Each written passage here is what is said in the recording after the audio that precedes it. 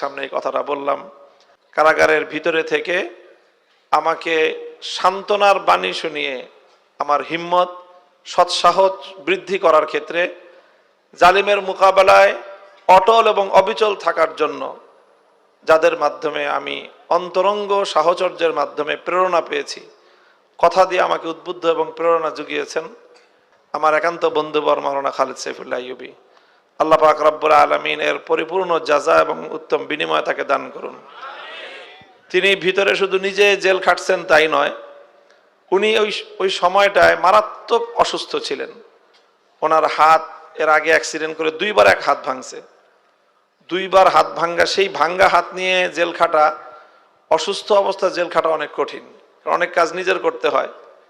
এমনিই উনি মানে জন্মগতভাবেই কিছু অসুস্থতা ওনার আছে, পায়ে সমস্যা, চলতে সমস্যা হয়, এর উপর আবার হাত ভাঙ্গা। এখন কারাগারের কাজগুলো তো নিজেরটা নিজেরই করতে হয়, অনেক কষ্ট ছিল। এর উপরে এই ভাঙ্গা হাত আবার হয়ে গেল ইনফেকশন হয়েছে কারাগারে।